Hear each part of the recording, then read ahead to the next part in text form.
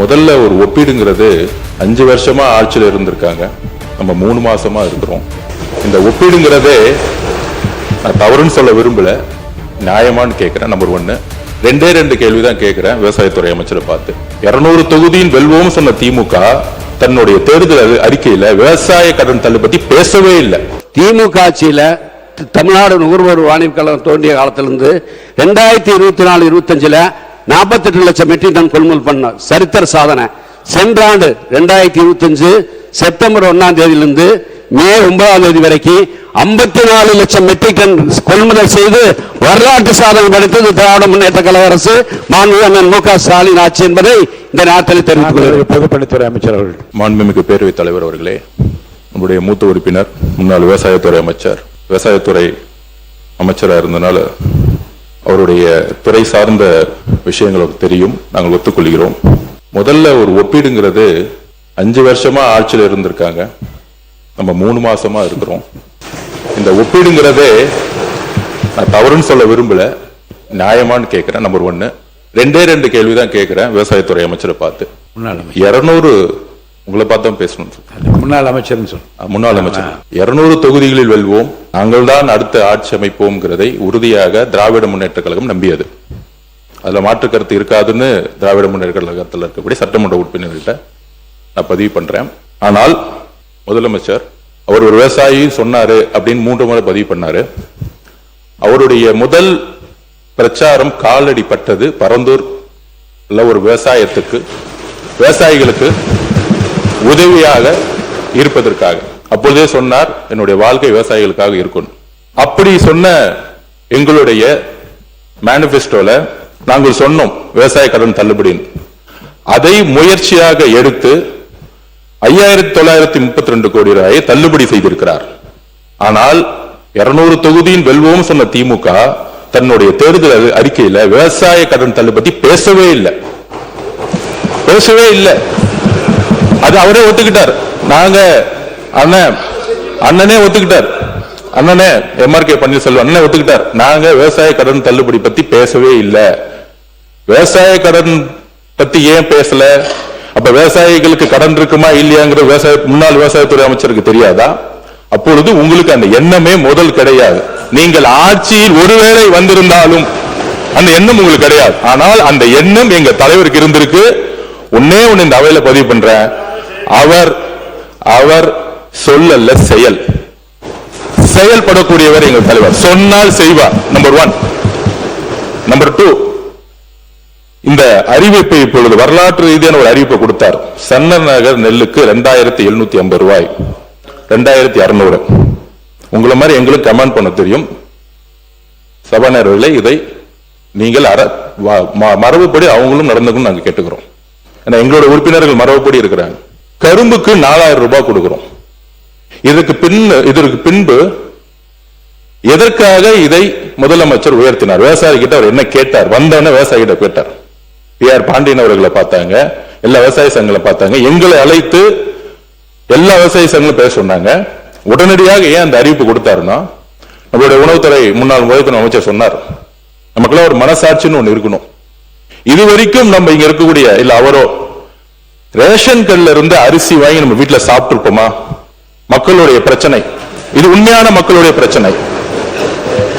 பெரும்பாலும் முதல்வருடைய கவனத்திற்கு வந்தது இலவசமாக கொடுக்கக்கூடிய அரிசி மக்கள் வீட்டுல சாப்பிட முடியாத அளவுக்கு தரம் குறைந்திருக்கு. அதற்கு உடனடியாக முதலமைச்சர் சொன்னார், உடனடியாக 2750 சன்னரக நெல்லுக்கு விலை ஏற்றுவோம். அந்த நெல் அதிகமாக உற்பத்தி படும் பொழுது அந்த நெல்லை மக்களுக்கு கொடுங்கன்னு சொன்னதுக்காக இன்னைக்கு 2850 ரூபாய் ஏற்றிருக்காரு. இதை எதற்காக ஏற்றிருக்காருன்னு புரியணும். உணவுத்துறையில இப்ப இருக்க அரிசியோட நல்ல குவாலிட்டியான அரிசி கொடுக்கணும், சன்னரக அரிசி கொடுக்கிறதுக்காக இந்த ஸ்கீமை கொண்டு வந்திருக்கார். நம்பர் 1. 4000 ரூபாய் எதற்காக கரும்புக்கு ஏற்றிருக்காரு அப்படின்னா, விவசாயத்துறை அமைச்சர் சொல்ல, முன்னாள் விவசாயத்துறை அமைச்சர் அண்ணன் சொல்லணும், கரும்போடைய ஏக்கர் பரப்பளவு இந்த 5 வருஷத்துல, கடந்த 5 வருஷத்துல எத்தனை லட்சம் ஏக்கர்ல இருந்து எத்தனை லட்சம் ஏக்கர் குறைஞ்சிருக்கு. குறிப்பாக வட மாவட்டத்தில் இருக்கக்கூடிய அமைச்சர் இங்க இருக்கு, முன்னாள் அமைச்சர் வேலுண்ண இருக்கிறாரு.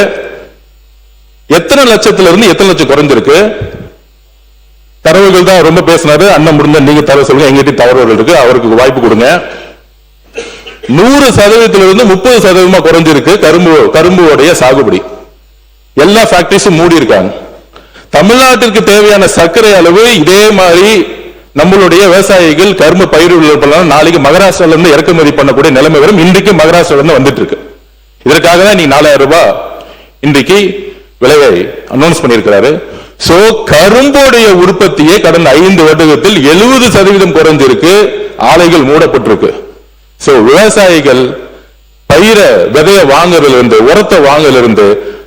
உரத்தை வாங்கி அறுவடை பண்ணி அதை எடுத்துட்டு போய் கொள்முதல் பண்ணக்கூடிய இடத்துல 40 ரூபாய் வாங்கினதுல இருந்து குறைந்தபட்ச விலை இல்லாமல் இன்னைக்கு விவசாயிகள் கண்ணீரோட தான் இன்றைக்கும் இருந்திருக்கார்கள். உறுதியாக நாங்கள் சொல்றோம், இந்த ஆட்சி 5 வருடம் விவசாயிகளோட பொற்கால ஆட்சியாக எங்களுடைய முதலமைச்சர் உருவாக்க சொன்னதை செய்வார்.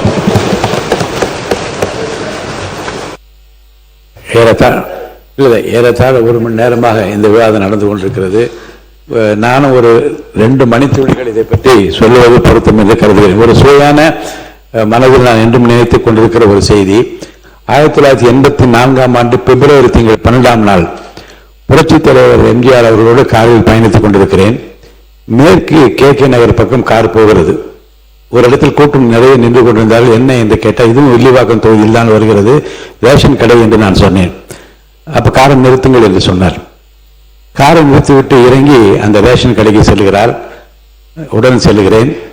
அங்க இருக்க ஸ்டூல் தான் இருந்தது. அவரு உட்கார்ந்து கொண்டார். அரிசியை கொண்டு வந்து காட்ட சொன்னார். கையில வைத்து அரிசியை பார்த்தார்.